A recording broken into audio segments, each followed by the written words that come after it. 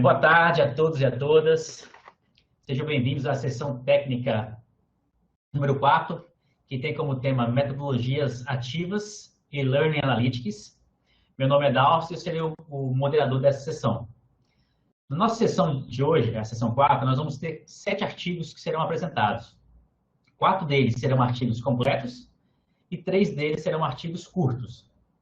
Em relação aos artigos completos, a dinâmica vai ser similar à que estava acontecendo nas outras sessões.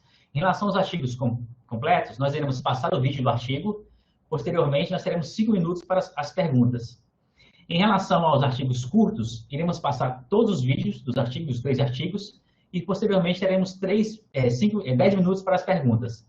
Lembrando que para vocês fazerem as perguntas, nós utilizaremos o sistema do Slido, que você pode acessar o link ou na página do programa, ou na própria descrição aí no YouTube, embaixo tem um link para fazer as perguntas.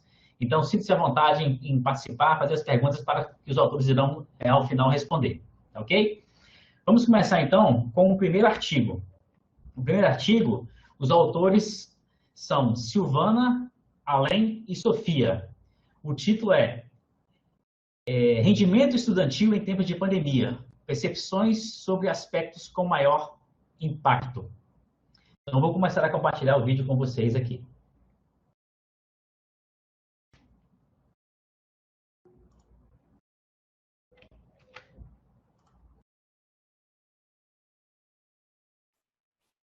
Hola, el trabajo que les vamos a presentar hoy se llama Rendimiento Estudiantil en Tiempo de Pandemia, percepciones sobre aspectos con mayor impacto.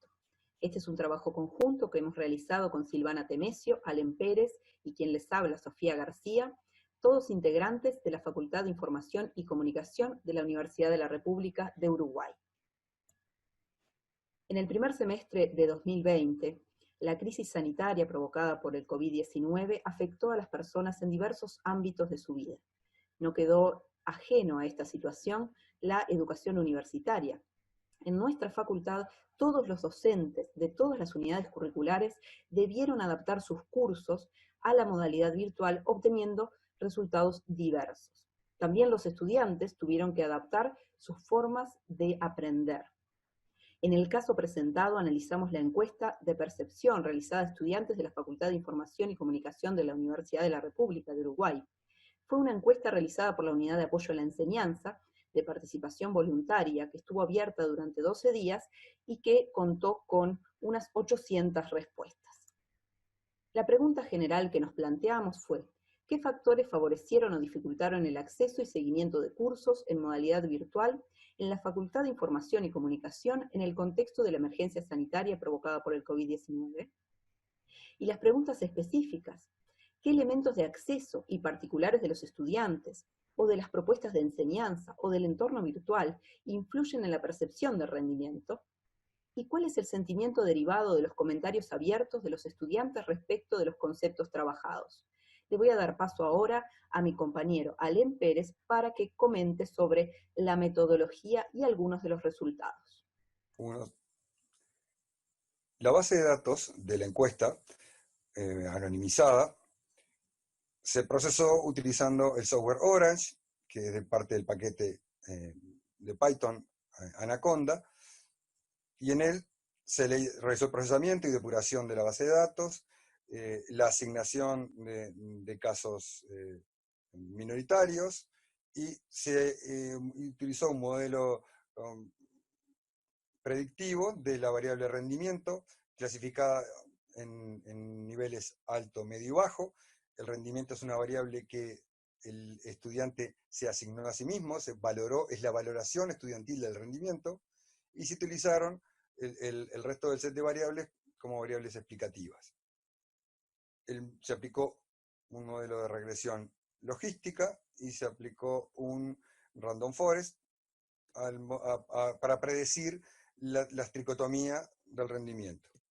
El modelo que mejor explicó, que mejor reunió las variables explicativas del rendimiento autopercibido por los estudiantes, fue Random Forest, con un área bajo la curva que llegó al 0,89, ¿sí? Y una precisión del 0,72. y un recall, un éxito completo de la explicación del 72%, podríamos clasificarlo, y la regresión logística también contribuye de forma importante al modelo explicativo, pero nosotros nos centramos en Random Forest. Como ven, la capacidad explicativa del modelo es buena, especialmente en los casos extremos, como es habitual en los modelos de tricotomías, de variables no dicotómicas. Encontramos que los extremos son los que mejor discriminan. La explicación de los estudiantes que se clasifican a sí mismos como rendimiento medio, que a su vez son el grupo mayoritario, es el que tiene una menor capacidad predictiva, pero igualmente bastante significativa utilizando Random Forest. Acá vemos la tabla de clasificación entre predichos y reales, y vemos que un 61% de los casos de resultado medio, digamos, rendimiento autoevaluado como medio, fue clasificado correctamente. Y llega a ser 83 y 79 en los casos extremos. El modelo, el objetivo del modelo no era tanto utilizarlo como modelo predictivo, sino como modelo de regresión, para la identificación de aquellas variables más explicativas del modelo, ¿sí? Entre aquellas que se destacaron, ¿sí?, fue el cumplimiento de actividades, ¿sí?, la autopercepción del cumplimiento de actividades y la autopercepción sobre las dificultades para seguir los cursos de NEVA, donde fueron aquellas variables que mejor discriminaron, que ayudaron más a identificar el rendimiento, digamos, del set de las 10 variables que utilizamos en el modelo, tal como se detallan en el artículo. A continuación, lo dejo con Silvana Temesio, que les va a explicar la siguiente unidad. Bien, la parte de los comentarios abiertos se exploraron con todas las posibilidades que ofrecía Orange para trabajar con Bag of Words y hacer hierarchical clustering, y también el análisis de sentimiento, que ahora incluye una opción multilingüe que también fue probada. A su vez se desarrolló una rutina en Python para probar el análisis de sentimiento en español también, y con los siguientes pasos. Se hizo primero una limpieza de datos, se asignó el part of speech utilizando Freeling, y se generó un lexicón de sentimientos que tomó los adjetivos y los adverbios, pero en su contexto, porque de acuerdo a HPCG, el adjetivo refiere al nombre y el adverbio al verbo, lo cual eso brinda un contexto para que se pueda ver la polaridad con mayor precisión. Y la única, si bien tiene un montón de limitaciones, no contempla la ironía ni otros aspectos, sí se realizó la inversión de polaridad cuando aparecía la partícula no. Se hizo un análisis de frecuencias y concordancias y también clustering que dio diversos resultados. Este es el caso del clustering, que fue el más exitoso a mi criterio en agrupar un poco las ideas que estaban implícitas en los comentarios. También se hizo un estudio de frecuencias con ANCONC, y también se miraron las concordancias. Todo eso dio un panorama muy interesante que luego se plasmó en un mapa mental que dio una idea de cuáles eran las temáticas que más influían. Por ejemplo, acá el tiempo, se vio que era la percepción de que había poco tiempo. Este es el clustering de correcto o bien, que tenía todos estos elementos, o sea, fue muy rico. Bien, le doy paso ahora a las conclusiones de Sofía. Vamos a compartir ahora las principales conclusiones que hicimos en el equipo luego de este análisis que presentaron mis compañeros. En primer lugar, que los estudiantes asocian su rendimiento primero a cuestiones vinculadas con su propia participación y a las dificultades que encontraron para participar.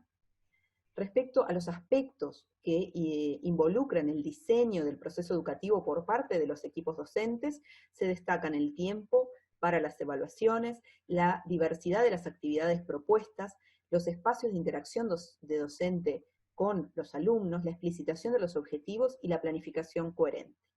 y también del análisis de los textos de la pregunta abierta, surge fuertemente la necesidad de interacción con los equipos docentes, y este es un aspecto que nos pareció bien interesante para traerlo, porque se presentaba insatisfacción cuando esa interacción no era fluida, o sea, cuando no había respuestas a los mensajes o no había retroalimentación a las tareas. Más resultados los podrán encontrar en la versión de nuestro informe, y quedamos a disposición para contestar las preguntas que puedan surgir. Muchas gracias por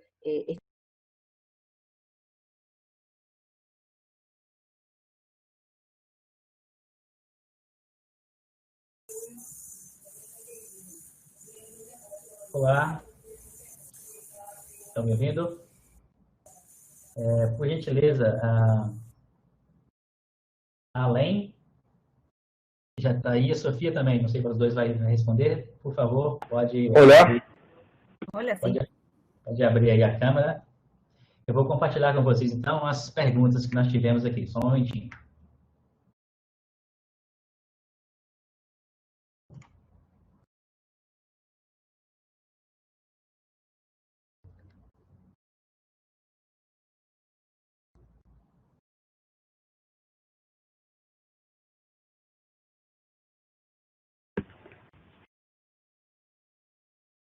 Aqui estamos. Já estou compartilhando. Consegue visualizar aí? Tá, já vai aparecer para vocês. Consegue visualizar? Ok. Vou ler para vocês aí e vocês avaliem aí qual dos dois que queiram responder. O aluno teve que se responsabilizar de seu próprio processo de aprender de forma ativa. Quais foram as principais dificuldades dos alunos nesse processo?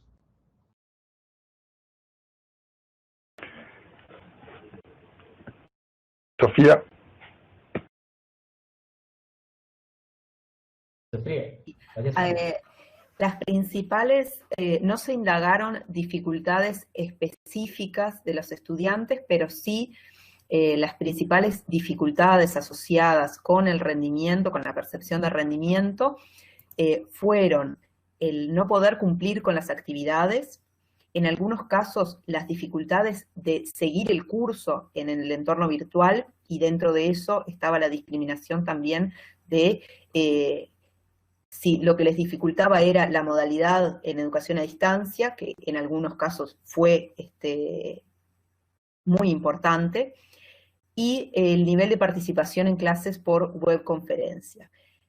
Para la construcción, o sea, en esta encuesta que nosotros analizamos, situaciones, estudiantes en situación de discapacidad o temas de cuidado, de cambios en la modalidad de los cuidados que tuvieron que asumir los estudiantes, sea por cuidados de niños, crianzas, o de cuidados de personas mayores en este contexto, si bien surgieron, no resultaron ser de los más explicativos, quizás porque no fueron generalizados en este público. Pero sí surgieron como algunos aspectos. Ok, obrigado. A segunda pergunta aqui é a da Rafaela. A Rafaela está perguntando: poderia explicar como foi realizada a análise de sentimentos com Python?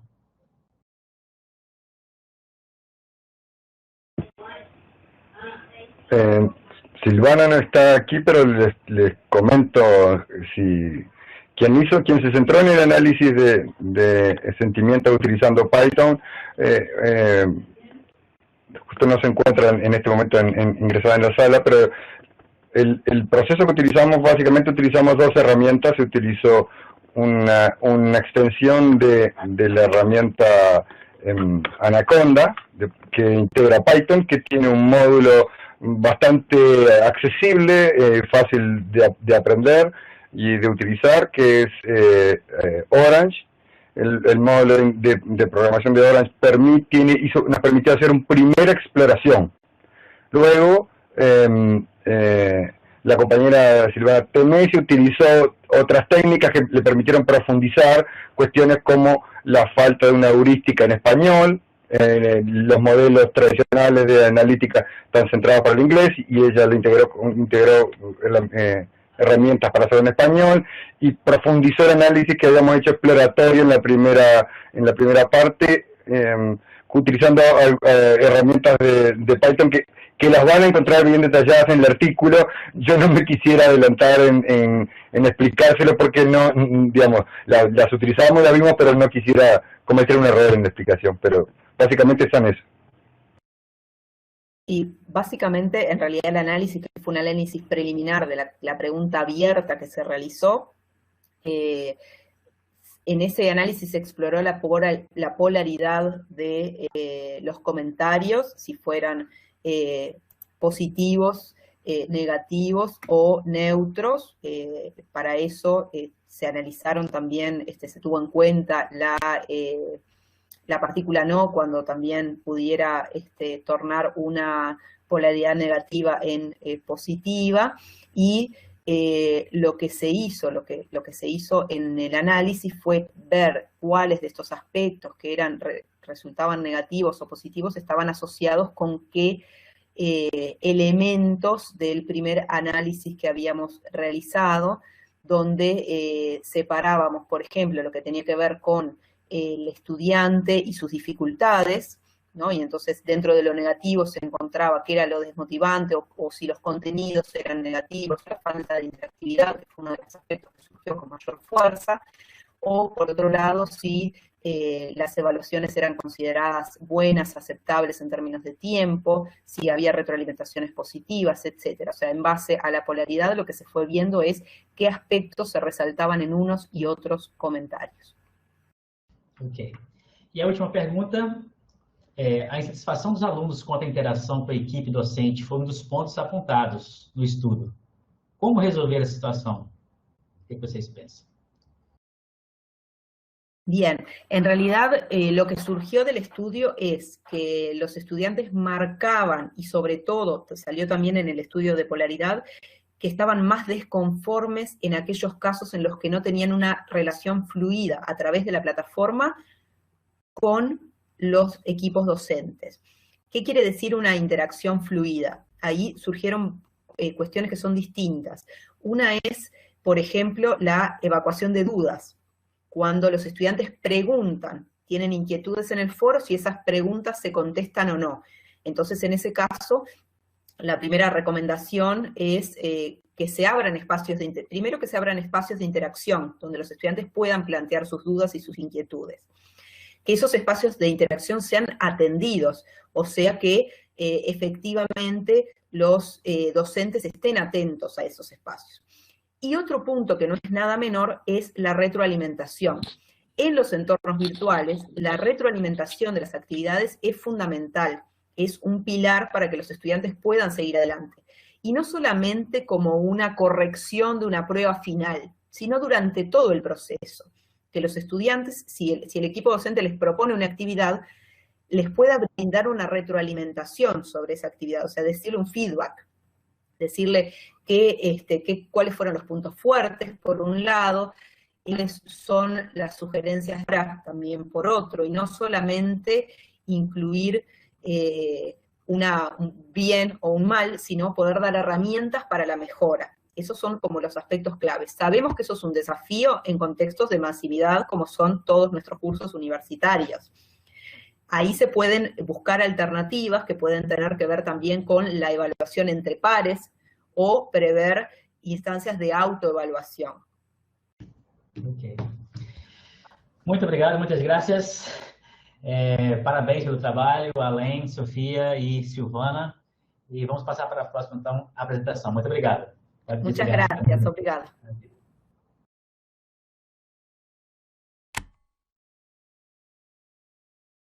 Agora, então, iremos passar para o segundo trabalho completo. Os autores é Alicia Dias, Lúcia Afonso e José Fager. O título é Wikipédia como recurso educativo aberto rumo à autonomia do estudante, em direção à autonomia dos estudantes. Vou compartilhar para vocês a apresentação.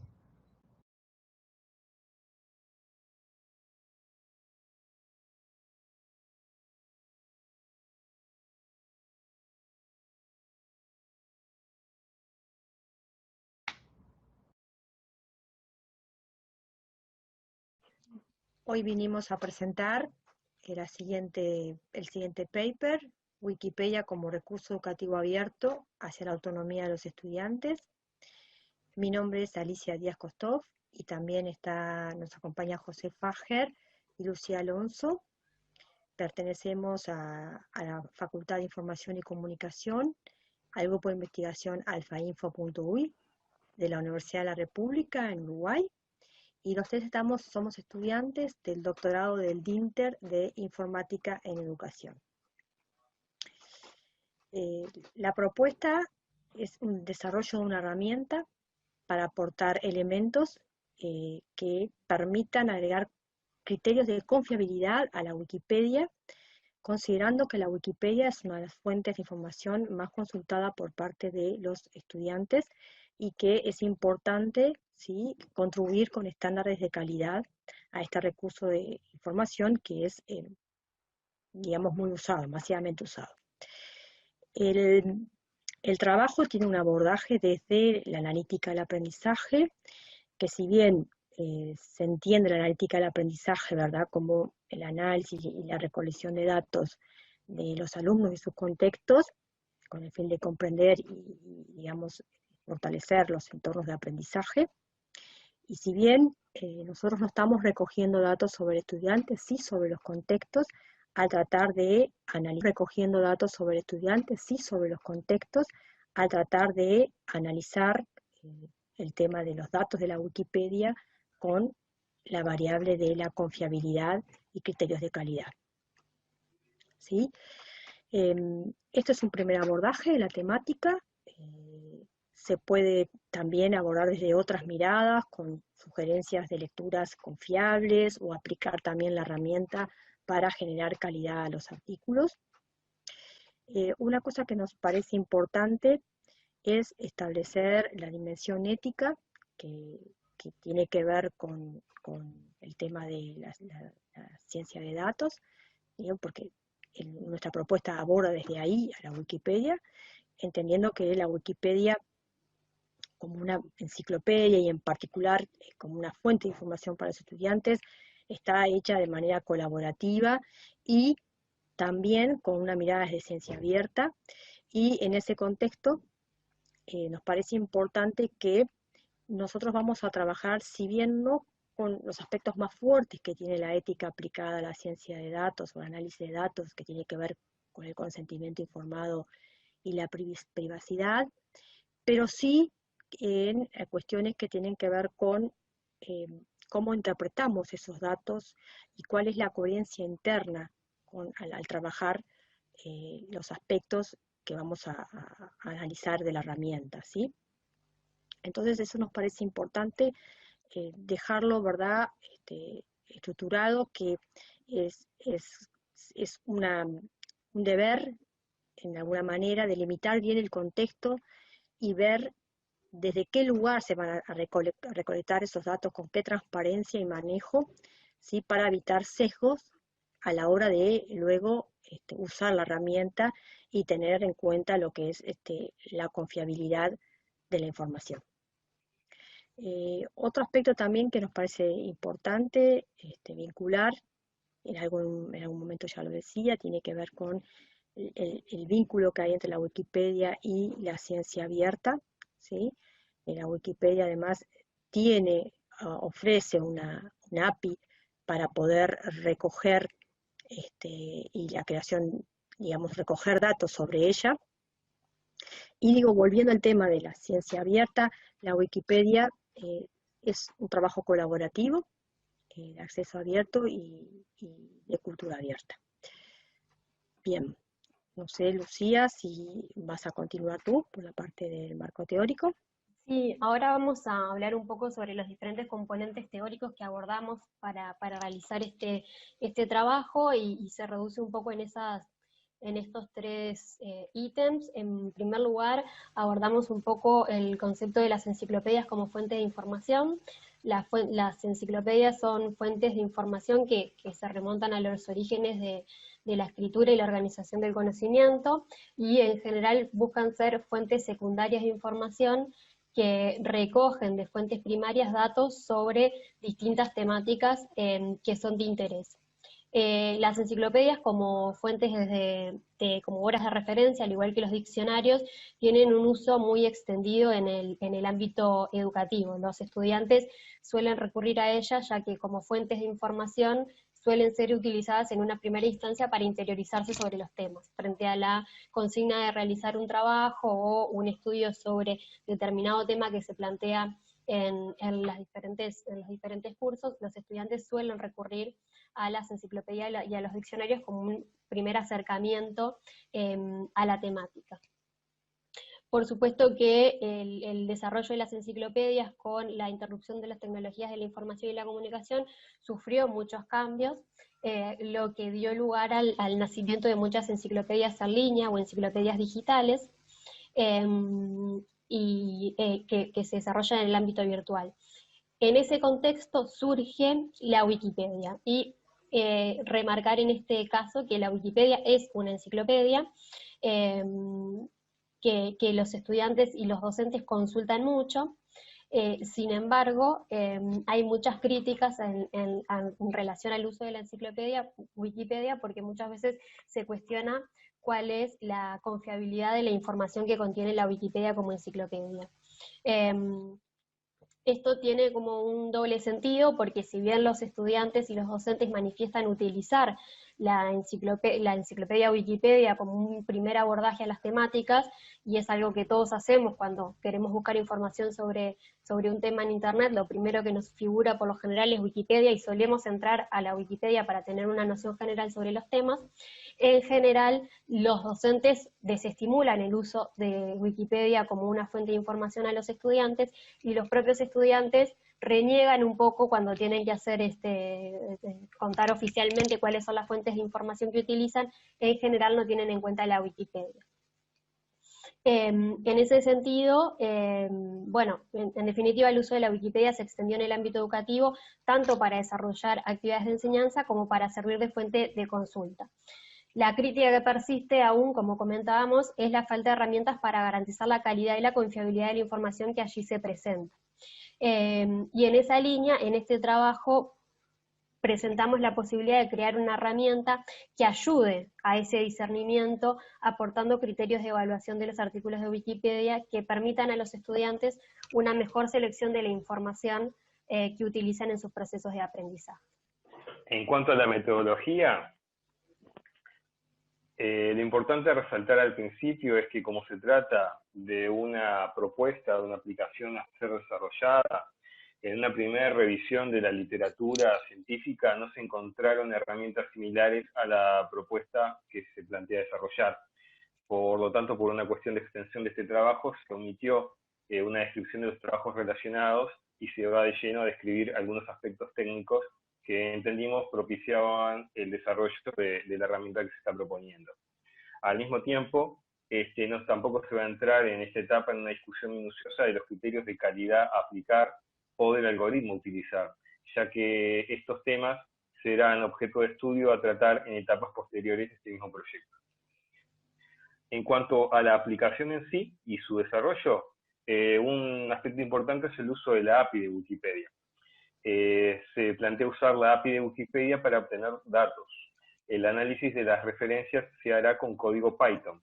Esto es debido a que la API de Wikipedia permite ser utilizada para realizar búsquedas sin necesidad de registrarse previamente. No es necesario tampoco restringirse a un origen específico. No es necesario establecer a priori, o no se establece a priori, un límite de consultas.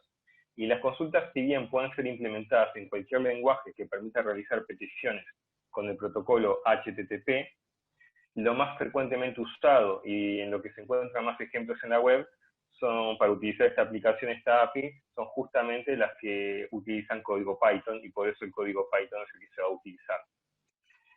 Específicamente en cuanto a lo que puede ser lo que motiva la propuesta de aplicación, es el supuesto de que el estudiante, al buscar información en un buscador de internet, busca por un término en concreto.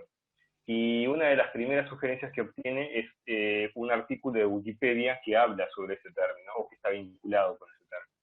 Entonces, por ejemplo, si se busca en Google desde Uruguay por el término Uruguay, el primer resultado que aparece en el buscador y que más se indica es el artículo de Wikipedia que trata sobre el país Uruguay.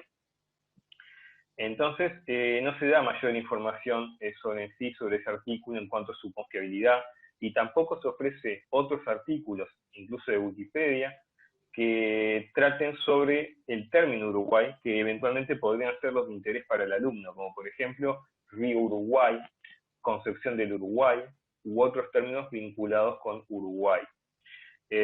Por lo tanto, si se busca también, si se hace el mismo ejercicio, pero directamente buscando en Wikipedia, por ejemplo, por el mismo término por Uruguay, automáticamente la enciclopedia lo que hace es cargar el mismo artículo que hace referencia al país. Si en cambio se usa la opción que ofrece Wikipedia para buscar de forma ampliada, se encuentran más resultados, si bien el primero que aparece es el país, pero no se muestra ningún criterio de confiabilidad en cuanto a los diferentes resultados que se obtienen. Por lo tanto, pretendiendo realizar un aporte que permita mejorar la situación que describimos y que favorezca la autonomía del estudiante al momento de buscar información, es que se propone desarrollar un buscador de artículos de Wikipedia que funcionaría de manera análoga a los buscadores que ya existen, pero sesgando las búsquedas de artículos contenidos en Wikipedia. En una primera versión estaría reducido a Wikipedia en castellano. Pero la diferencia es que se aportaría como algo nuevo un código de colores. O sea, cada resultado en la búsqueda tendría un código de colores básicos que indicaría el nivel de confiabilidad del artículo en función de su referencia. ¿Por qué en función de su referencia? Bueno, porque como se indicó en el marco teórico, es uno de los criterios de confiabilidad de evaluación de la calidad de la información para las enciclopedias utilizadas como fuente. Obrigado. Peço então agora que a Lúcia e José Fager puderem aí abrir o áudio e as câmeras também. A gente vai postar aqui as perguntas. Eu vou compartilhar com vocês aqui. Um minuto.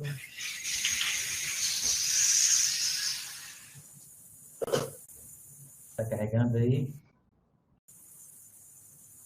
Estão vendo? Ok, né?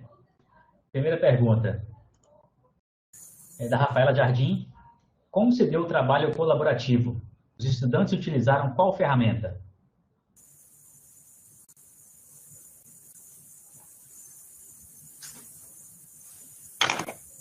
Fager, Lúcia. Bien.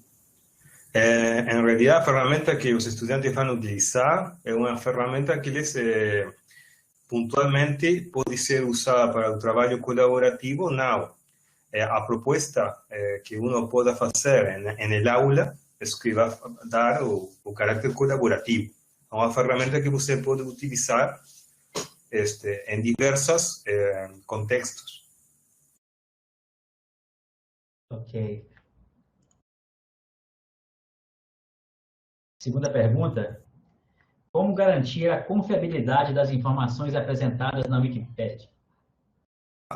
Bien, ahí. ¿Alguien más? ¿Quieres responder vos, Alicia, o respondo yo?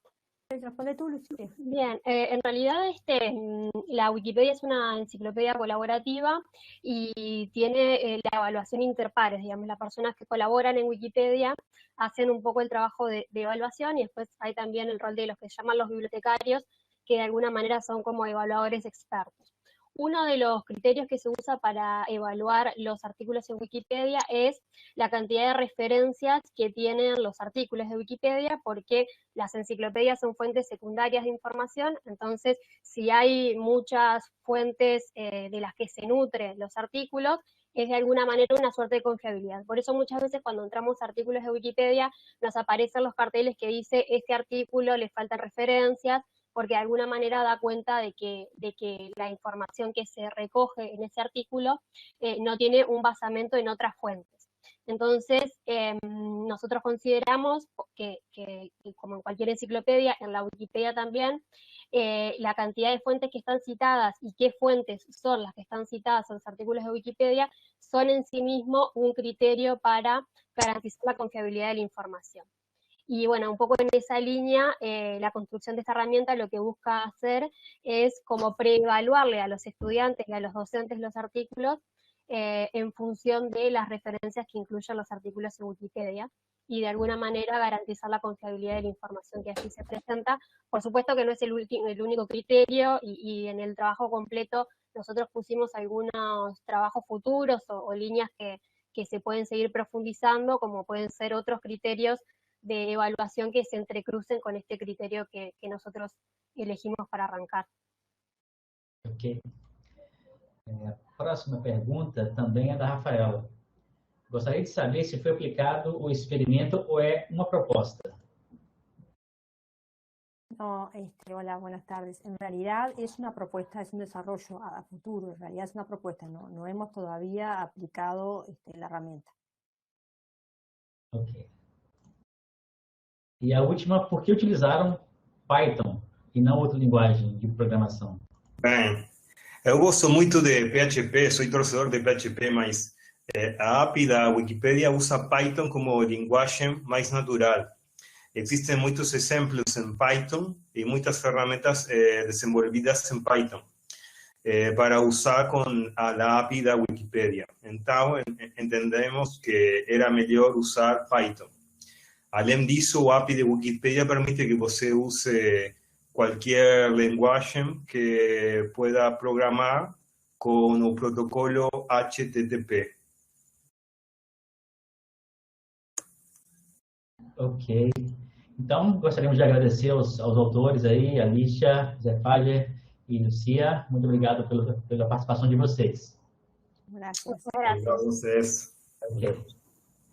Então, agora nós vamos para a apresentação do trabalho. O título é Besouris, realizando multiplicação por meio de equivalências aditivas. Os autores Marcos Henrique Silva e Alessandra Daniele Messali Picharilo. Olá a todos. Viemos por meio deste vídeo apresentar o trabalho intitulado Besouris, realizando multiplicação por meio de equivalências aditivas.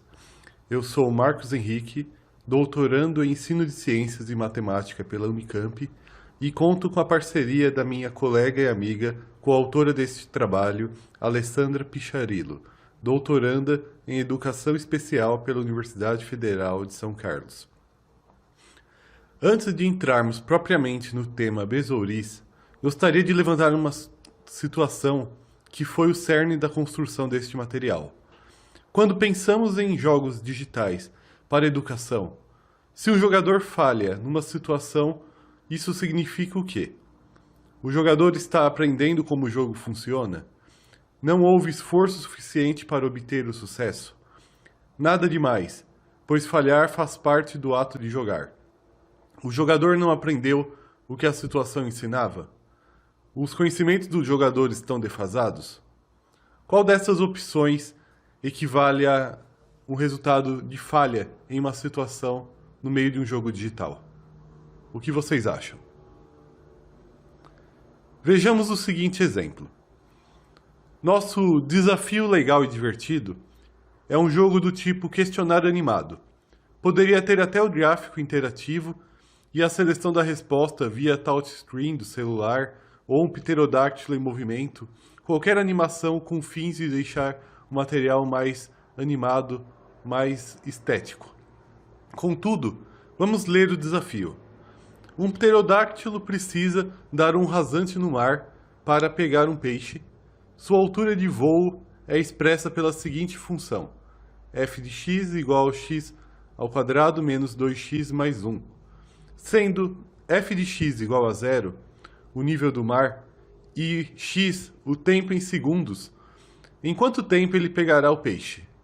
Do lado direito, temos a representação do voo do bichinho e as opções a escolher. Falhar neste caso pode significar que não houve esforço suficiente para obter o sucesso, ou seja, a pessoa sequer tentou resolver, ou preferiu chutar uma resposta, ou o jogador não aprendeu o que a situação ensinava, ou seja, o jogador não tentou encontrar o zero da função, quando essa parábola toca o eixo X, ou também os conhecimentos do jogador estão defasados. Então, o jogador ele pode ter tentado encontrar o ponto em que a parábola toca o eixo X, mas ele utilizou um procedimento que não levou até a resposta certa. Mas daquela lista anterior, ficou faltando 2 itens. O jogador está aprendendo como o jogo funciona e nada demais, pois falhar faz parte do ato de jogar. Esses 2 itens não se aplicam neste caso. Esse jogo no formato questionário animado não permite que a falha faça parte do aprender a jogar. Afinal, se o jogador sabe resolver o problema, então ele vai acertar. E também não faz parte do ato de jogar. Então, o jogador que sabe o que está fazendo não vai errar. Agora vejamos um outro exemplo. Temos aqui uma cena de Super Mario World. Apenas para quem não sabe, o bigodudo de vermelho é o Mario. E ele acabou de chutar um casco de tartaruga que ricocheteou na parede e começou a destruir os inimigos na linha de baixo. Entre outros fatores, temos o movimento do personagem, o movimento do casco, o movimento de cada inimigo e suas características próprias. O fator de inclinação onde o Mario está, que acelera também o seu movimento. Além disso, veja que o jogador tem 21 vidas restantes, sendo que no decorrer do jogo ganhamos vidas e tem até mesmo alguns pontos onde podemos ficar pegando vida de forma automática. Nesse contexto, falhar pode ser um processo natural do ato de jogar, como por exemplo, se o Mario desce rápido demais e toca no inimigo à esquerda, na linha de baixo. Mas falhar também pode ser uma forma de aprender como o jogo funciona, entender sua mecânica, reconhecer suas variáveis e compreender como o sistema todo interage. Só nesse contexto, o jogador tem pelo menos 21 tentativas para tentar passar essa situação sem receio. Ele tem essas vidas para gastar e arriscar, ainda sem dar o game over. Tudo isso faz parte do jogar Mario. Sinceramente, já zerei esse jogo de forma completa, passando pelo caminho das fases especiais e tudo. Falhar é tão natural que sequer é visto como algo estranho. Pegamos umas 20 tentativas erradas só para entender um pouco como algumas fases bem difíceis funcionam. E mesmo conhecendo o sistema todo, às vezes simplesmente não chegamos nas condições necessárias e perdemos. Nosso personagem morre no caminho. Mas isso não é um problema, pois vamos entendendo onde melhorar, o que melhorar e podemos pensar e trabalhar nesses pontos para realmente melhorar nossa forma de jogar. Então, nesses casos, falhar, deixar o Mario morrer, te dá um histórico de onde foi que eu errei, onde eu preciso evitar, qual ponto eu tenho que tomar mais atenção. Então, tem todo um processo que você entende e se desenvolve à medida que seu personagem morre no jogo. Então, nesses contextos, falhar realmente está te ensinando a jogar e faz parte do jogar. De volta ao problema do pterodáctilo, ele é um problema até que divertido. Prefiro pedir aos meus alunos que resolvam equações de segundo grau com algum contexto do que apenas algo frio e técnico. Mas, de fato, errar neste jogo não ensina nada ao jogador, além de que sua resposta não era aquela. O jogador apenas sabe que a resposta escolhida não era essa e é apresentado para ele a resposta correta. Nesse caso, o jogador que errou uma conta e chegou a outro valor receberá um sinal de que falhou no desafio. Não há uma linha de desenvolvimento que lhe permite perceber onde está falhando ou quais as coisas que deveriam estar acontecendo dessa maneira. O jogador simplesmente recebe uma informação binária de que falhei ou obtive sucesso. Diferente do que ocorre no Mario, por exemplo. No Mario, se eu vejo que eu estou cercado por tartarugas, sinto que se não reagir, perderei.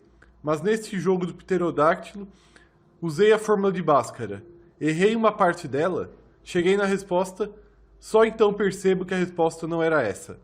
Não sei se errei o início da fórmula, o meio da fórmula, o final da fórmula, ou se interpretei o problema de maneira errada. Há uma diferença entre esses dois jogos. Um deles permite você aprender a cada falha e o outro apenas diz que você não atingiu o objetivo. Um deles, falhar faz parte de jogar, e no outro, falhar deve ser evitado. Assim, diante estes contextos apresentados, trazemos a ideia por trás do jogo Besouris. Esta é a Stephanie. Ela é uma entomologista, ou seja, uma cientista que estuda insetos. Ela está preenchendo quadros entomológicos com besouros vaca-loura.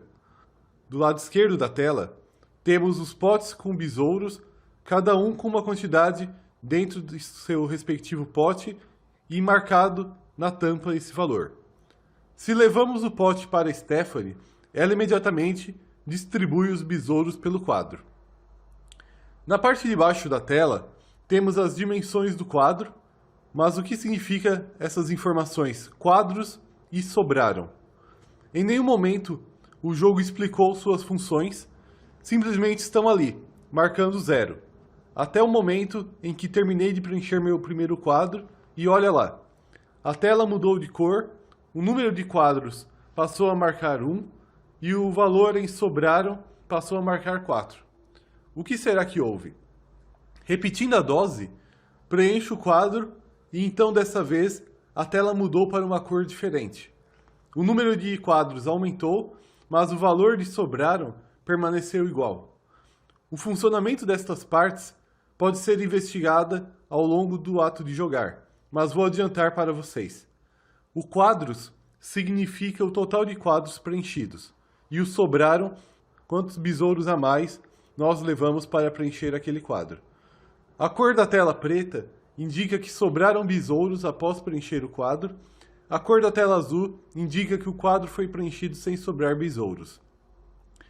Diferente do problema do pterodáctilo, neste caso, posso, à medida que resolvo, perceber se estou com poucos espaços livres e como posso tentar corrigir minha estratégia ou se posso abordar o problema de outras frentes. Por exemplo, tentar levar a quantidade sempre igual ou tentar levar os potes com mais besouros primeiro, deixando aqueles com menos besouros para ajustar o final da minha resposta. São abordagens diferentes e que permitem, a partir do andamento da solução, identificar se a abordagem deve prosseguir ou se é necessário um reajuste ou até mesmo uma revisão onde estamos errando no decorrer do jogo. Ou seja, em que momento temos menos espaços do que há um pote para ocupá-los. Esse é apenas algumas das formas de trabalhar o Besouris no contexto de ensinar multiplicação a partir de somas. Como mostrei, em alguns dos casos resolvidos, eu pegava potes cuja soma davam um dos coeficientes da multiplicação. Então, se a multiplicação era 3 por 5, pegava potes de 3 e 2, 3 e 2, 3 e 2. Assim, ainda que eu não tivesse 5, eu teria sempre a soma igual a 5. Mas ficamos à disposição para eventuais dúvidas e esclarecimentos, e esse jogo está em domínio público para quem quiser utilizar em suas escolas ou formas de trabalho, fiquem à vontade. Seguem nossas referências.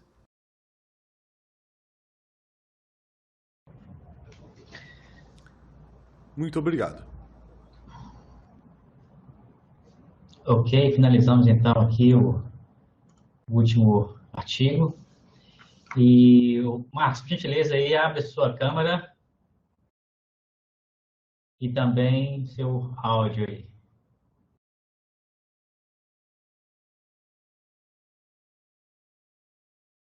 E você consegue ativar aí.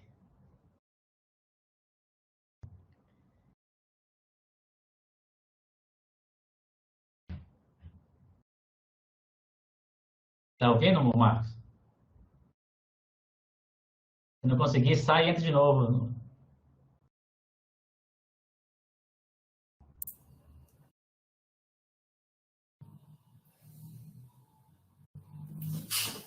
Dausto, eu acho que tu tem que dizer que ele está nesse botãozinho embaixo à esquerda. Aham. Acho que ele saiu, professor. Deixa ele voltar aqui. Na verdade, quando a gente entra, tem que escolher a opção de ativar o microfone. Boa noite, desculpa, eu sou a outra autora do projeto. Isso. Alessandra, então eu posso fazer as perguntas para você também, quando ele entra, pode ser? Pode, tudo bem. É que ele que inscreveu o projeto e, enfim, ele que fez a gravação do vídeo. Mas você pode responder as perguntas também? Posso, claro. Eu vou compartilhar com você aqui a tela. Aí, enquanto ele entra ali, você começa a responder. Se ele conseguir entrar, ele te ajuda aí nas respostas. Pode ser? Você quer que eu abra o vídeo? Vou deixar aqui, ó. Eu vou compartilhar na tela para você as perguntas. Já vai carregar aí, só um minutinho. Não, mas ela pode abrir o vídeo dela, Dausto. Sim, pode. Eu estava pensando que você estava falando do vídeo, o vídeo que você mandou, não, a sua câmera, sim. Pode abrir, por gentileza. Eu pensei no vídeo do seu vídeo, não na sua câmera. Não, na minha câmera. Pode abrir, por favor. Isso, estamos te vendo agora. Eu sou tá meio descabelada. Essas são as perguntas que eu vou ler para você aí. A primeira delas, será que essa liberdade, falhas, não estimula as pessoas a também tentarem e falharem na vida real? Em alguns casos, falhar na vida real pode ser ruim. Então, deixa eu só contextualizar. A questão, eu sou doutoranda em educação especial e o meu público de estudo são os autistas. Considerando a educação especial, ela já vive uma sequência de fracassos. Então, falhar para essas pessoas, para esses alunos, é considerado muito ruim. Então, esse jogo é para desmistificar o processo de falha, para voltar a fortalecer que eles tenham a coragem de tentar novamente. Porque eles já perderam a ousadia. E assim, nem sempre, eu acho bem interessante isso. Por que falhar é errado? Não faz parte de uma construção, especialmente na educação? O problema é como a gente utiliza essa falha enquanto professor. Entendi. Ok. Próximo aqui, Alessandra. Na percepção dos autores, por que a interação pelo smartphone foi mais atrativa do que no computador? Porque o smartphone é mais acessível. Toda criança hoje fica com o smartphone na mão, todo adolescente. E para isso eu chamo a atenção assim, se você olhar uma escola, a imagem de uma escola em 1920, a imagem de um carro em 1920, aí traz para agora. O que mudou da escola e o que mudou do carro? Será que a gente não está esquecendo de deixar a escola atrativa? Será que não é isso que a gente não está conseguindo o engajamento dos nossos alunos? Reflexão, né? Eu gosto de responder com outras perguntas, porque não existe resposta pronta, existem reflexões. Sim, com certeza, estamos aqui para isso. Marcos, conseguiu agora aí? Estão me ouvindo? Então, beleza. Estou fazendo as perguntas que a Alessandra já respondeu duas. Ela falou que as outras duas é para você. Aí. Então, vamos lá. Ó. Quais as maiores dificuldades encontradas no estudo? Fique à vontade. Eu brinquei que era para você, mas vocês dois fiquem à vontade aí. A maior dificuldade que a gente encontrou nesse estudo, realmente, é trabalhar com o público-alvo desse estudo, que são os alunos com transtorno de desenvolvimento do autismo. Diferente das crianças de desenvolvimento típico, essas crianças a gente não pode ter uma abordagem tão descuidada. Então, você não pode pegar e fazer um teste sem ter uma preocupação sobre qual o quadro realmente do nosso público. Então, apesar desse jogo, a gente ter em mente que ele tem um potencial justamente por incentivar, por fazer por aliviar a carga envolvida na falha do jogo, justamente por esse papel do jogo aliviar, a gente espera que ele seja eficiente com alunos, com crianças com desenvolvimento do transtorno do autismo. Porém, ainda não foi feito um teste com esse público. Este teste, na verdade, é a pesquisa da Alessandra Picharillo. O estudo em si, ele tem o estudo apresentado ele é a construção e desenvolvimento inicial do jogo.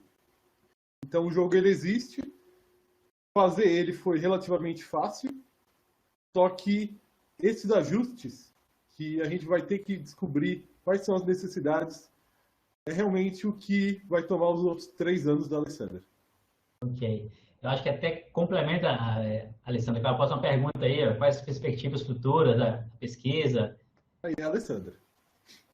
É a minha pesquisa de doutorado.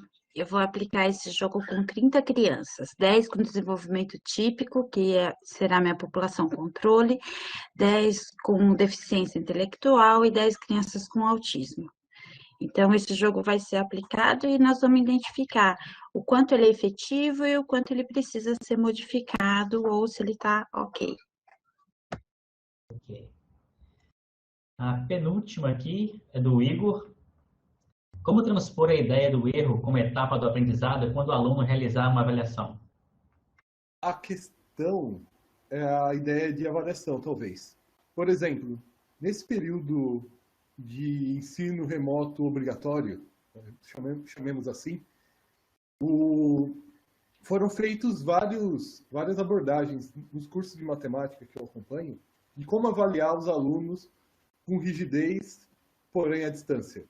Então, a ideia de avaliar e a ideia de prova, ela difere muito. Nesse jogo, o fato do aluno errar não necessariamente, o fato da gente incentivar o erro não necessariamente descarta o papel de avaliação.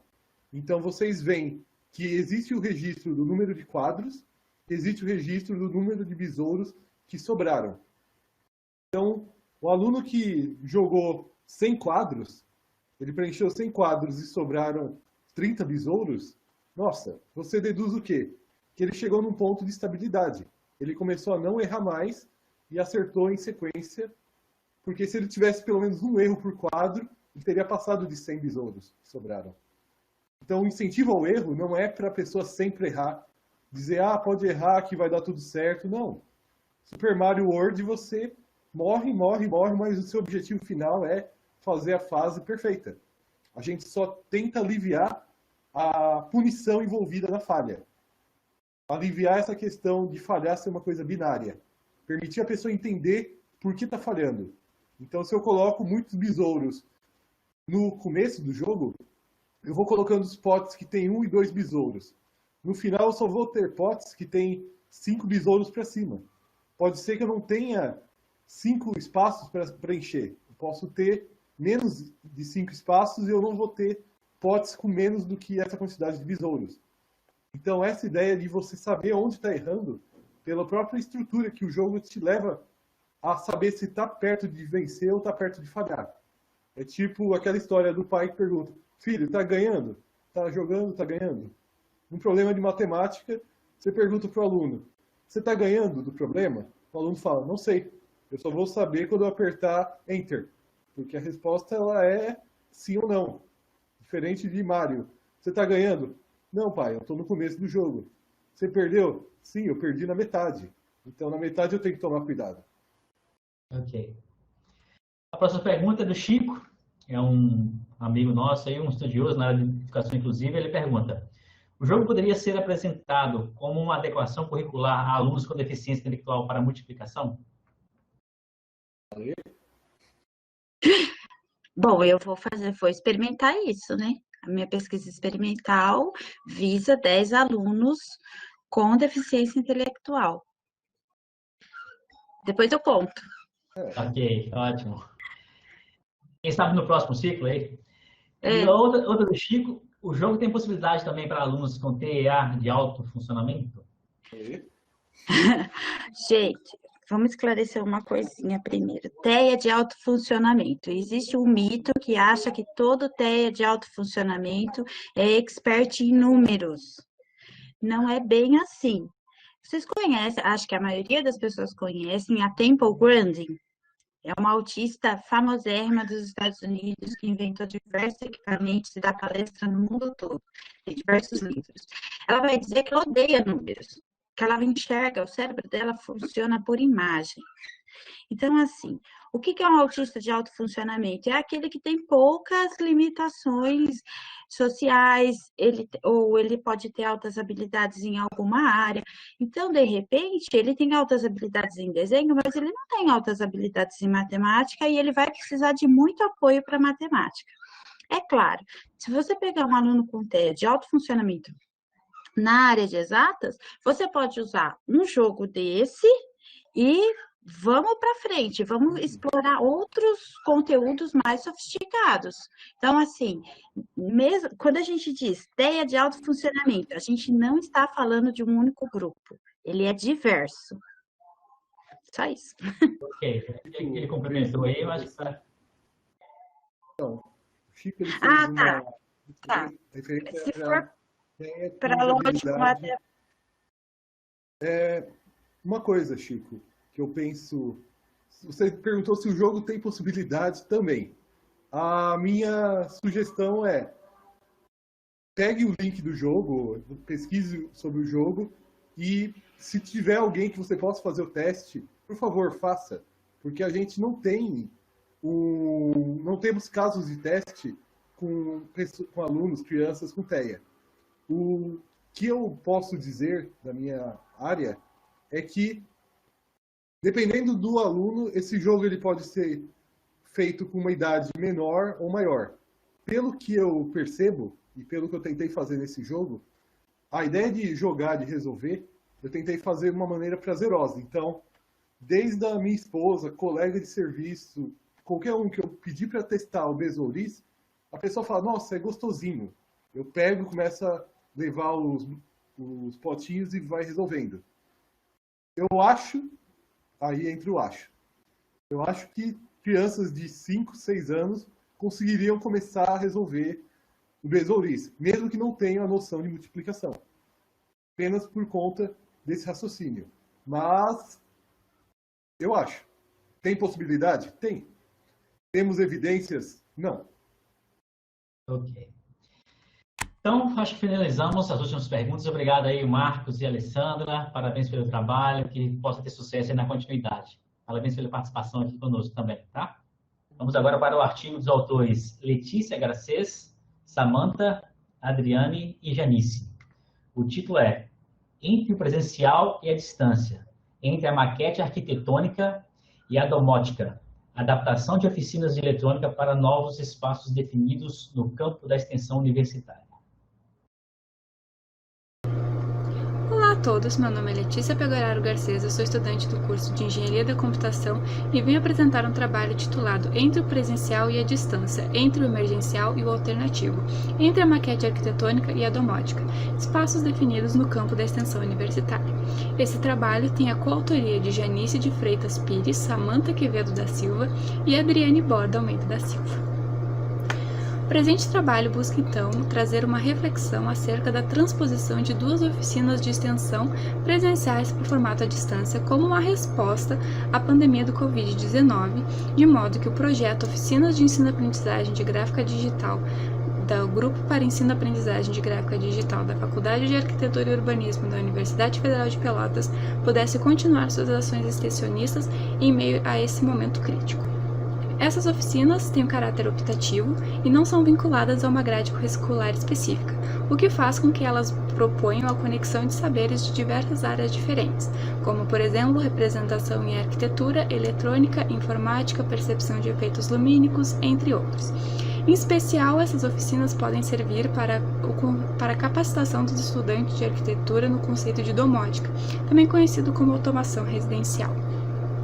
A iniciativa dessa ação se iniciou comigo no ano de 2019, com a criação da oficina de utilização de LEDs em maquetes arquitetônicas, que visava compartilhar com os estudantes de arquitetura e urbanismo conceitos básicos de eletrônica, já que esses conceitos não eram trabalhados na grade curricular do curso e também possuem grande capacidade para a produção de efeitos luminosos em escala. A partir dessa oficina, um dos tópicos abordados foi a utilização de Arduino, para controlar essas iluminações. Porém, devido ao pouco tempo da oficina, esse conteúdo não foi aprofundado, de modo que, pela demanda dos estudantes, foi elaborada também para o formato presencial a oficina de introdução à automatização de maquetes usando Arduino. Essa oficina seria aplicada presencialmente no primeiro semestre de 2020, porém, devido à pandemia, isso acabou sendo impossível. Frente a essa pandemia, começou-se a pensar na adaptação dessas oficinas, que possuem uma grande dificuldade que está na necessidade de experimentação prática, já que os componentes físicos sempre são utilizados nas oficinas em formato presencial. Desse modo, começou-se a pesquisar sobre simuladores de circuito, de modo a encontrar algum que pudesse possibilitar a aplicação dessas oficinas em formato à distância de maneira séria.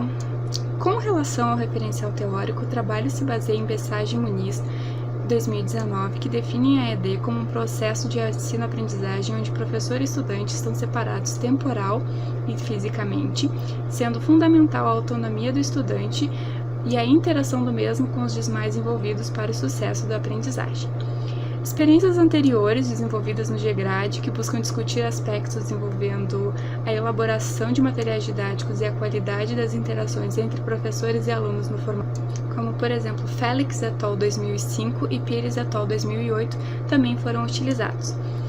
Com relação à utilização de ambientes virtuais de ensino-aprendizagem e a otimização dessa utilização para o bom aproveitamento da oficina, a principal referência é Magnagno et al. 2015. A estruturação de materiais didáticos se baseou em Barin et al. 2013, bem como a criação de videoaulas foi baseada em Carvalho e Candeias 2016, que discutem sobre a utilização dessa ferramenta no ensino de química. E por fim, baseou-se em Johansen, 1996, e Marques et al. 2016 com relação aos simuladores. O trabalho também traz o conceito da transdisciplinaridade de Piaget, que se difere do conceito de multidisciplinaridade. Na multidisciplinaridade, diferentes disciplinas são utilizadas para a resolução de um problema, porém essas disciplinas não interagem entre si e não possuem nenhum tipo de enriquecimento a partir dessa interação.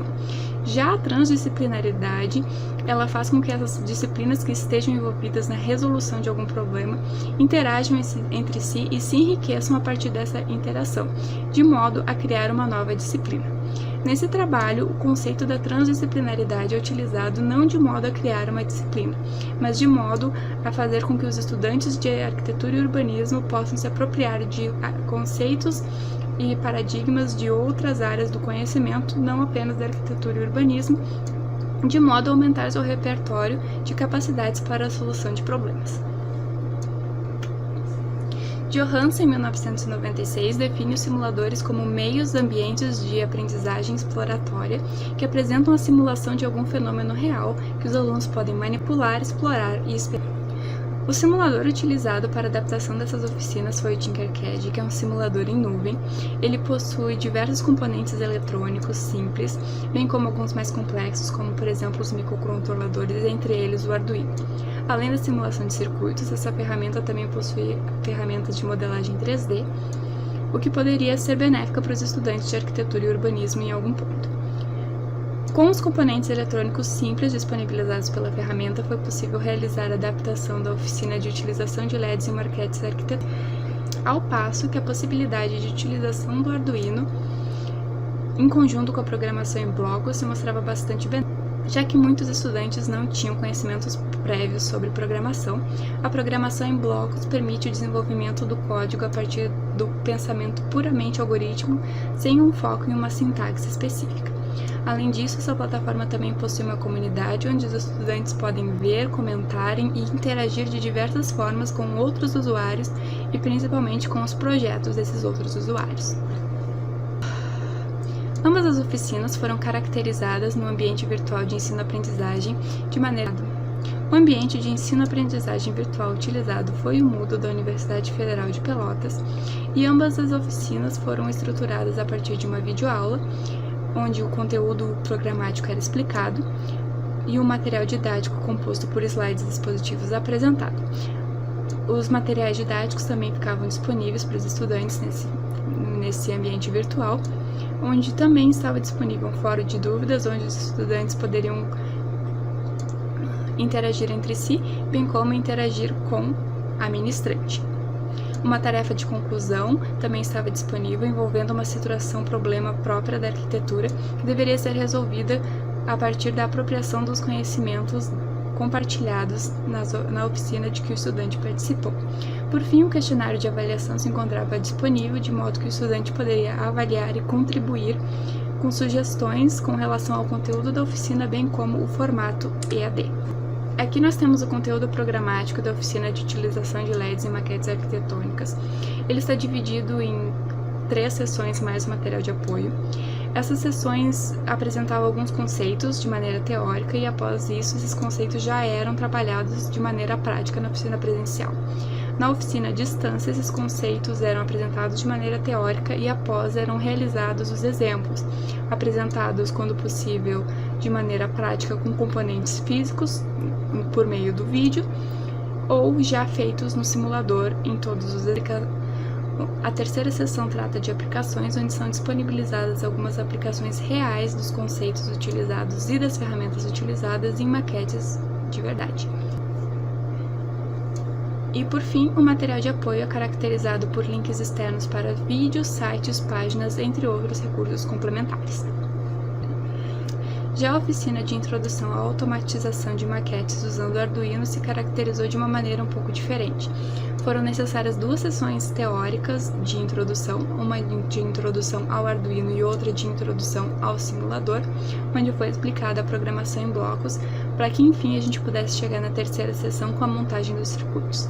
Esses circuitos se iniciavam de uma maneira bem simples, com um simples acender de um LED, e eram passados e aos poucos iam se tornando mais complicados, envolvendo outros componentes, como vários tipos de atuadores e sensores. Por fim, o material de apoio se caracteriza de maneira similar à oficina anterior, com links para vídeos, sites, páginas e outros recursos complementares.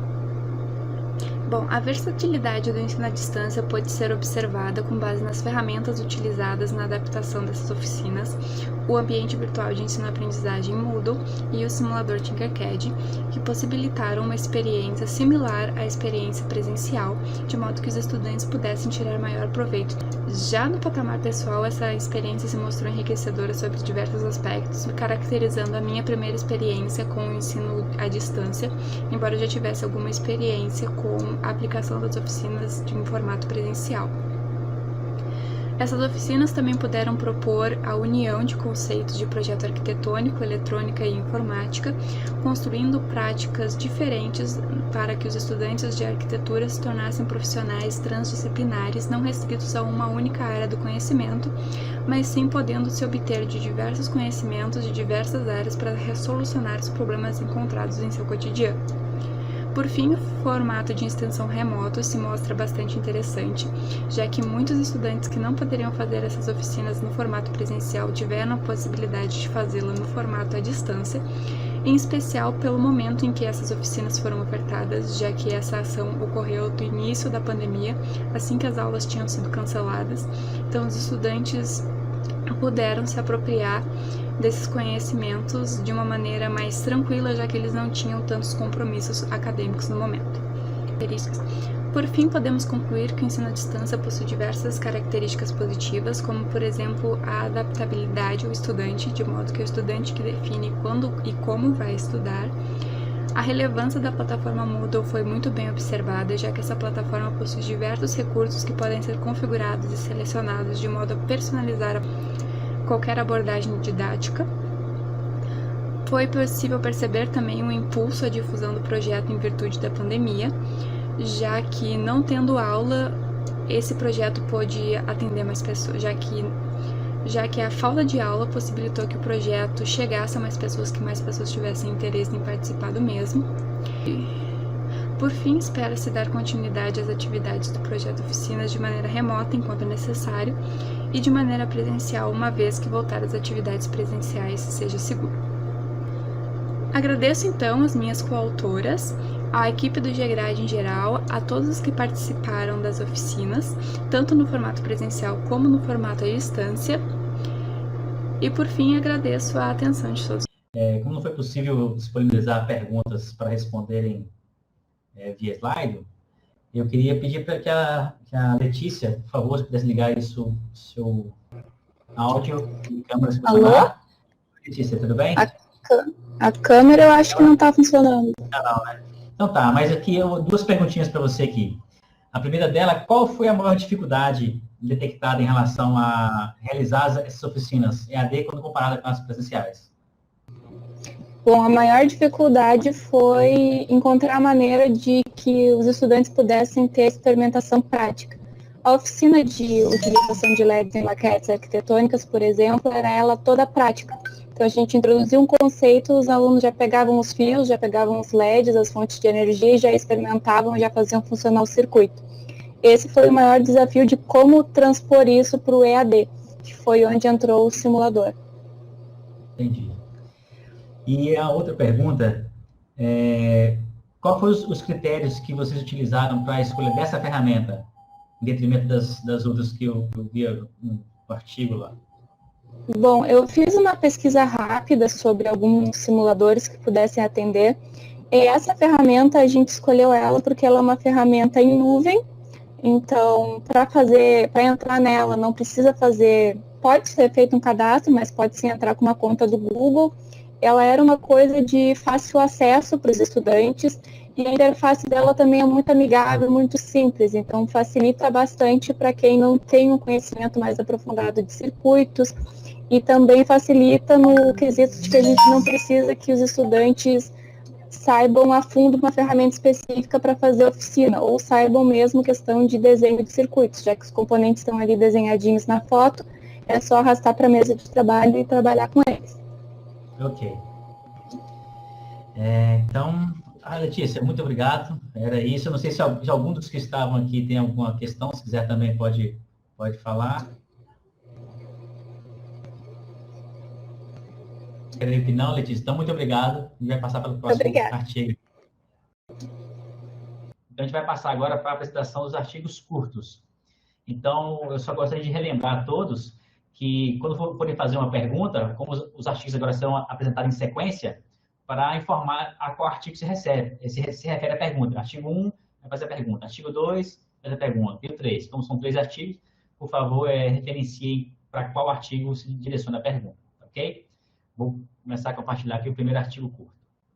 Faremos agora o trabalho intitulado Análise de uma tarefa assíncrona interdisciplinar mediada por tecnologias digitais em contexto de ensino remoto. Este trabalho foi desenvolvido por mim, Mariana Bax Nunes, em conjunto com a colega Roberta Stockmans e com a professora doutora Patrícia Campelo. O período de transposição e adaptação para o ensino remoto emergencial, devido à pandemia do Covid-19, tem trazido à tona as necessidades educativas nunca imaginadas. Instituições públicas de ensino de diferentes níveis estão utilizando estratégias variadas para dar continuidade ao ensino e diminuir as desigualdades existentes nesse momento. A colaboração entre os professores se mostrou eficiente, abrindo portas ao tão desejado ensino interdisciplinar. Logo, o presente trabalho busca analisar um plano de aula referente a uma tarefa planejada e desenvolvida em conjunto por 2 professoras para disciplinas de inglês e química, tarefa realizada de forma assíncrona, em uma escola pública de ensino médio técnico em contexto remoto emergencial. No dia 3 de abril de 2020, uma portaria de número 376 suspendeu as aulas em escolas federais de ensino médio técnico pelo período de 60 dias, com possível prorrogação conforme o desenrolar da pandemia do Covid-19. Foi necessária uma adaptação do currículo para o novo contexto, desenvolvendo e testando em tempo real as tecnologias de comunicação digital, justamente por nesse mesmo documento ser prevista a possibilidade de utilização das tecnologias como mediadoras na implantação de um ensino remoto. É necessário aqui distinguir 2 conceitos, o conceito de ensino à distância e o conceito de ensino remoto, muitas vezes utilizados como sinônimos.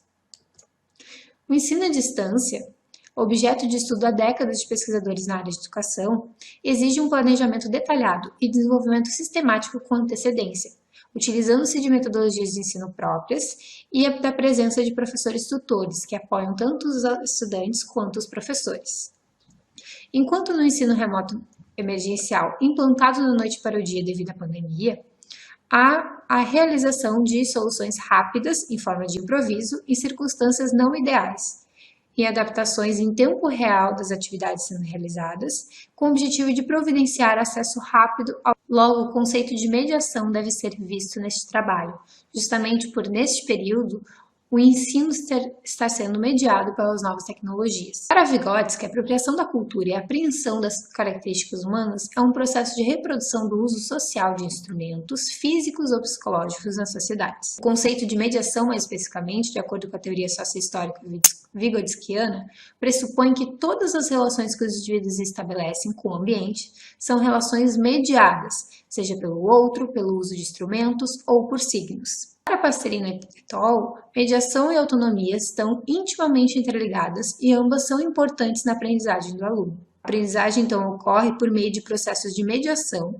intencionalmente planejados pelos docentes, sendo esses que oportunizam situações e espaços de problema, assim como promovem as trocas e as reflexões que combinam uma aprendizagem autônoma. A metodologia da pesquisa tem abordagem qualitativa de cunho investigativo, na qual foi feita a análise de um plano de aula desenvolvido e aplicado para contexto de ensino remoto, mediado por tecnologias digitais.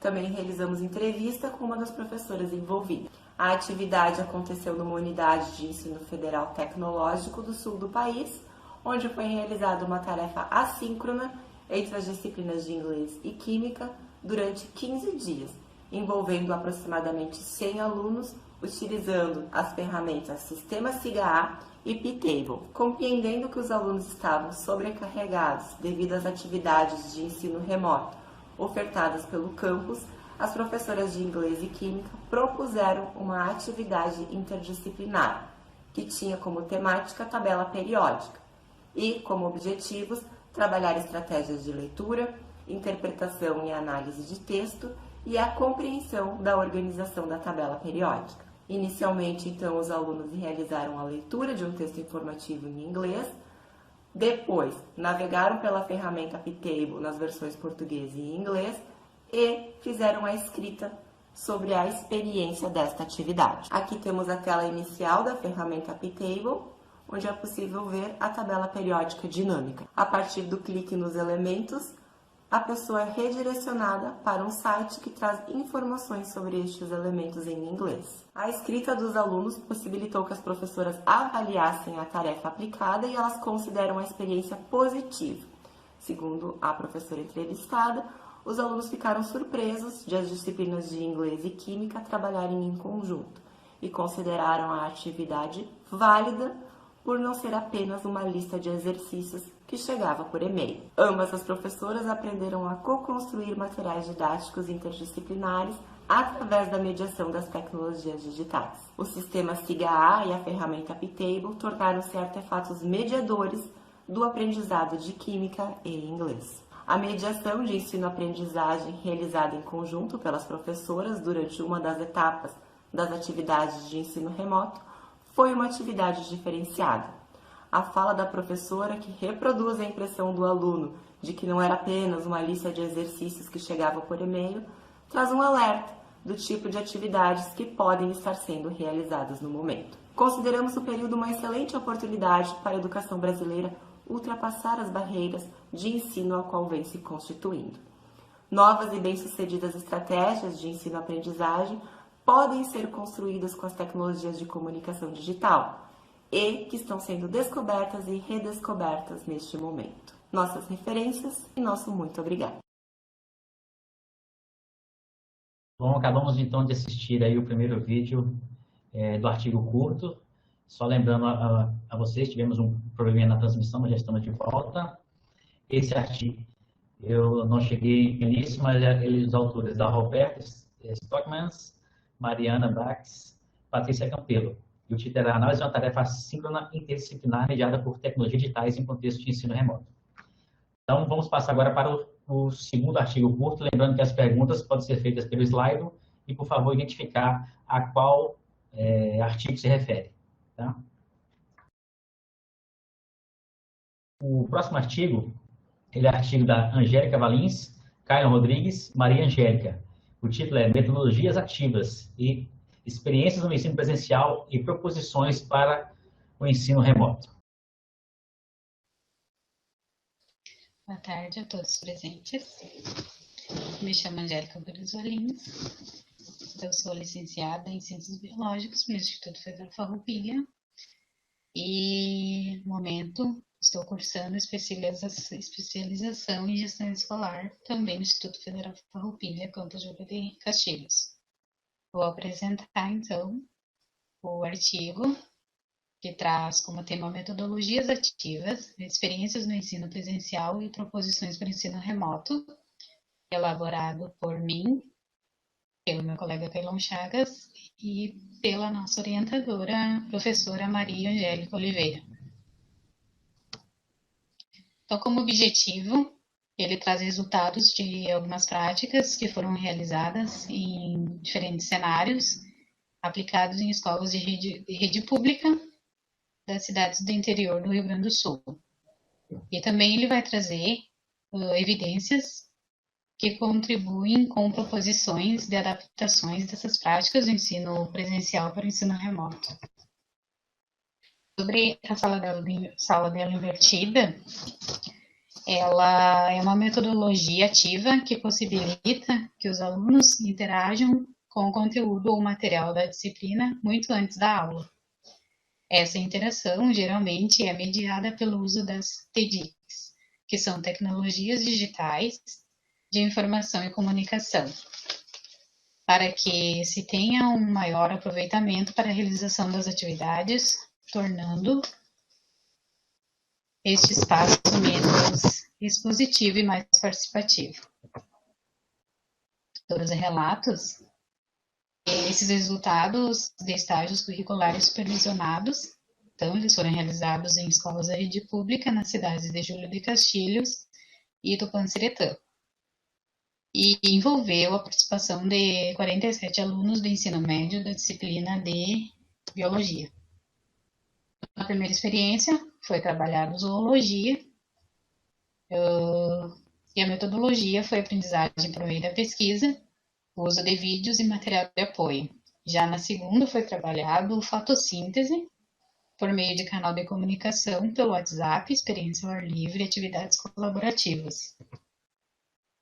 Os resultados, de um modo geral, as experiências mostraram que os alunos reagiram muito positivamente à metodologia da sala de aula invertida, demonstraram maior interesse, participação e autoconfiança ao se colocarem diante das propostas de trabalho em sala de aula, o que auxiliou na compreensão do conteúdo.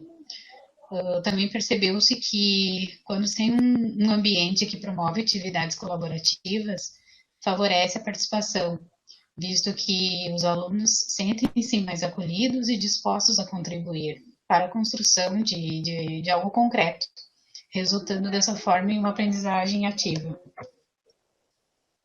As proposições inspiradas nas experiências realizadas no ensino presencial com a utilização da metodologia da sala de aula invertida podem ser aplicadas no ensino remoto, realizando as devidas adaptações, com atividades síncronas e assíncronas, a incorporação de elementos de gamificação e também a rotação de atividades. É importante frisar que, independentemente do tipo de atividade ou do modo que elas chegam até os alunos, o processo de ensino remoto emergencial servirá como um grande laboratório de experiência para todos, o que vai resultar em novas redefinições e aprendizados que podem transformar o ensino-aprendizagem. Aqui está, então, uma referência estada na nossa apresentação, e o meu muito obrigada pela atenção de todos. Ok, concluímos então mais uma apresentação. E o último artigo curto é o artigo dos autores Sidney, Adriana, Cristiano, Nara Martini, Maurício Bones, Rodrigo Gobi e Sandro Oliveira. O título é Qualificação Docente, Capacitação para a Utilização do Google Classroom em meio à pandemia de Covid-19. Olá a todos, o meu nome é Sidney Renato Silveira, eu sou professor na Universidade Federal de Santa Maria, no campus de Frederico Westphalen, e vou apresentar um artigo que traz alguns resultados de um projeto de extensão, que é a qualificação docente, capacitação para a utilização do Google Classroom em meio à pandemia de Covid-19. O nosso objetivo, então, com esse projeto é o de realizar cursos de extensão na modalidade de educação à distância para formar professores da educação básica para utilizarem a ferramenta Google Classroom. Por que nós desenvolvemos esse projeto? O governo do estado do Rio Grande do Sul decidiu utilizar essa ferramenta aqui com os professores de escolas estaduais. E nós somos um grupo de professores e alunos do curso de licenciatura em computação, ofertado pela Universidade Aberta do Brasil. E entre esses alunos nós temos alguns que já são professores de escolas estaduais. E eles sentiram a angústia e a necessidade de alguns colegas que ficaram preocupados, né, como utilizar essa ferramenta e como se preparar para poder fazer o ensino remoto utilizando o Google Classroom. Então, como nós estamos nesse período de isolamento social da pandemia do Covid, nós decidimos fazer essa formação à distância e a formação é voltada para o Google Classroom porque é o ambiente que a Secretaria de Educação do Rio Grande do Sul adotou como ambiente para que as aulas pudessem ser ministradas de forma remota. É um momento em que nós estamos isolados e, teoricamente, temos um pouco mais de tempo, o que muitas vezes não é verdade, né? Os professores já têm muitas atividades para desenvolver e também, nesse momento, muitos que não tinham nenhum conhecimento de tecnologias precisaram, então, buscar uma qualificação para utilizar as tecnologias digitais da informação e da comunicação para poderem dar conta do ensino remoto. Nós, então, com o apoio da 20ª Coordenadoria Regional de Educação aqui da região Palmeira das Missões, entramos em contato com os professores por meio do WhatsApp para identificar o interesse desses professores em participar das atividades e também tivemos o pedido de algumas cidades aqui da região de professores que iam participar. Então, estabelecemos que o curso seria dividido em 13 aulas e cada edição do curso tem 100 vagas. A primeira turma, então, iniciou as atividades de junho, a segunda encontra-se em atividade.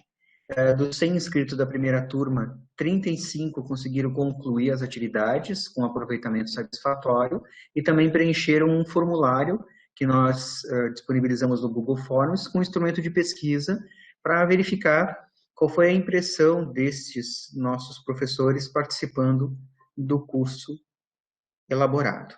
Então, aqui nós temos um resumo.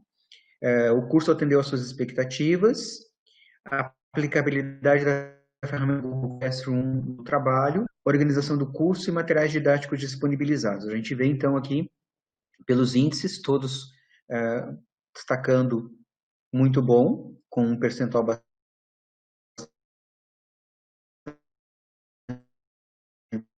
alto. Depois nós temos professores do Google Classroom antes da qualificação e após a qualificação. Isso aqui é um nível de muito bom e bom, de que os professores conseguiram, então, melhorar e aprender a utilizar essa ferramenta. O importante é que, além de ofertar o grupo que faz parte desse projeto, que envolve professores e alunos do curso de licenciatura em computação, ficou disponível para esses professores tirarem suas dúvidas quando eles começassem a utilizar a ferramenta na prática. Então, isso é uma das coisas importantes também desse projeto. Nós perguntamos também aos professores as principais potencialidades desse nosso projeto, e aqui nós destacamos, então, as potencialidades que eles destacaram, e entre parênteses, o número de vezes que essa potencialidade foi destacada. Então, materiais didáticos, atividades práticas, a metodologia de ensino, organização das atividades e a disponibilidade dos professores para esclarecer dúvidas.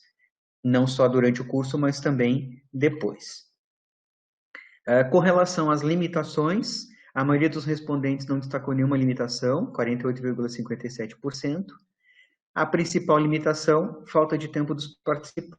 Então, falta de tempo para desenvolver as atividades, tempo muito curto para entrega das atividades, porque o nosso curso tinha um número de aulas e de horas limitadas, e um número reduzido de aulas. Inclusive, alguns professores pediram que a gente fizesse depois também uma segunda edição com algumas ferramentas mais avançadas, que pudessem continuar a qualificação. Aquela falta de tempo, nós acreditamos que envolve também todo o tempo que o professor precisa agora para preparar suas aulas, para ministrar de forma remota, para poder se preparar para utilizar uma nova ferramenta, e também para preenchimento de planos de aula, atendimento das diretrizes curriculares. Então, os professores também têm muitas atividades, mesmo estando trabalhando de forma remota.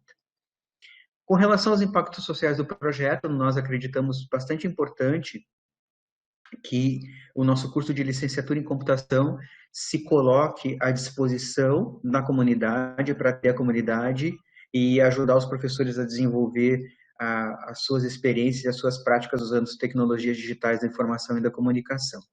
Os resultados dessa primeira turma demonstram que o curso está sendo bem avaliado e nós já temos sugestões para melhorar nessa segunda edição e nas próximas, e também uma proposta de fazer atividades de qualificação continuada com essa ferramenta ou com outras ferramentas no futuro. Algumas referências, e aqui eu deixo o meu e-mail, como nós temos um tempo limitado, né, para fazer a apresentação. Então, quem quiser entrar em contato, pode ler o nosso artigo disponível nos anais do evento, e também pode entrar em contato, então, pelo e-mail sidneyrenato.silveira@gmail.com, que eu posso trazer mais informações sobre o projeto. Vou, então, agradecer a atenção de todos. Ok, finalizamos aqui, então, a apresentação dos artigos curtos. Então, eu queria que abrisse o áudio aí, os três representantes aí, e a câmera também. Mariana, o Kyron e o Sidney. Acho que os três estão aí, por gentileza, para a gente passar para a sessão das perguntas. Mariana, ok. Kyron. Está vindo aí.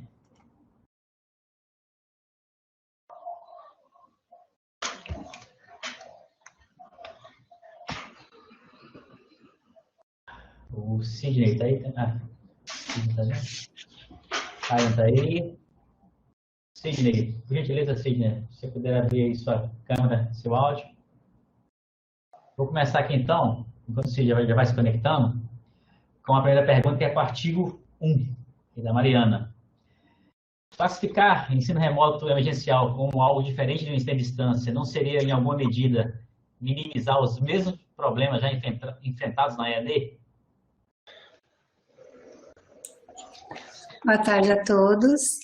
Neste trabalho, nós acabamos por distinguir esses dois conceitos, principalmente por levar em consideração que no ensino remoto foi instituído de uma forma surpreendente, assim, de forma imediata, sendo preciso continuar o ensino a partir de uma situação atípica, né? Então, a ideia é que diferentes instituições, mesmo quando não tinha essa capacidade, essa técnica, e ao mesmo tempo não tem essa formação, alguns professores, ou a instituição mesmo não tem essas ideias de metodologias para ser aplicadas nesse momento, não foi preciso ser uma adaptação corrida, de forma corrida, né, uma adaptação em tempo real. Né?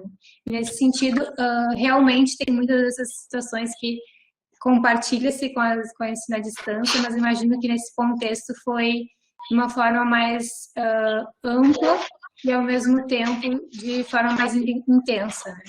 A partir de vários meses de ensino remoto, hoje é possível ter essa aproximação, mas entre esses dois contextos, mas imagino que no início foi ainda mais gritante essa distinção. Né? Ok, obrigado. A próxima aqui é o artigo 3, que é do Sidney, né? Qual a principal limitação identificada na ferramenta Google Classroom? Nós não chegamos a fazer esse tipo de questionamento para os nossos participantes. O que nós notamos, na verdade, foi que os professores, no primeiro momento, ficaram muito apavorados, né, porque nunca tinham trabalhado com a ferramenta.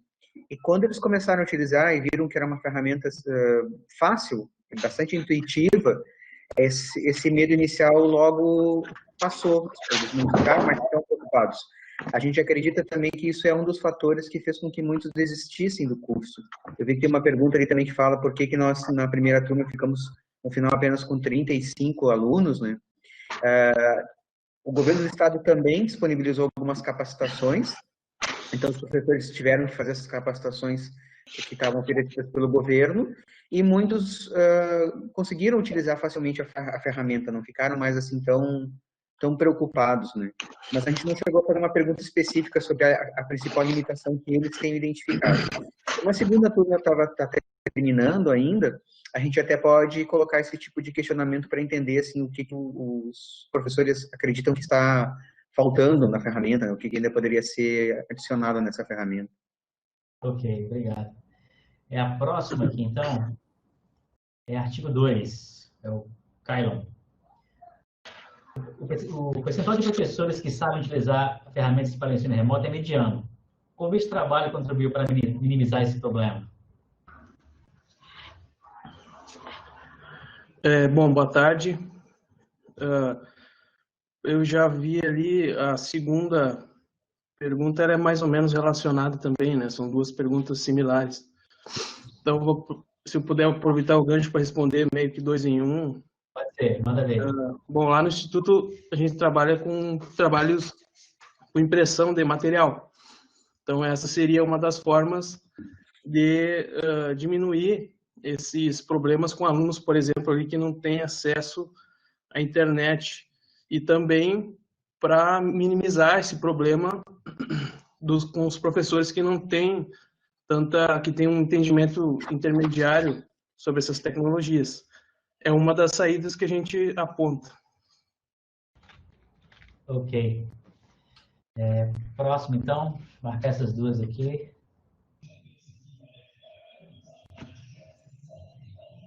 Pergunta do Chico para o artigo 1. Qual o momento e quais ferramentas ou plataforma foram usadas para o planejamento entre professores de Química e Inglês? A Mariana. Então, as professoras, a qual nós analisamos esse plano de ensino, elas identificaram que os alunos estavam bastante sobrecarregados com as tarefas que estavam chegando e conversaram entre si através de redes como o WhatsApp para fazer essa atividade em conjunto. Então, elas utilizaram de uma reunião através do Google Meet para poder planejar essa atividade, né, que seriam essa atividade, essa tarefa foi postada então no AVA SIGA e foi utilizada também a ferramenta P-Table, que é uma ferramenta de leitura de uma tabela periódica interativa, né, hipertextual. Ok. A próxima aqui, salvo engano, já foi respondida, correto? Sim, essa foi. Obrigado. Aqui, o atípico está na palavra emergencial e não no remoto ou EAD. No meu entender, adaptou-se o EAD para remoto, que são sinônimos.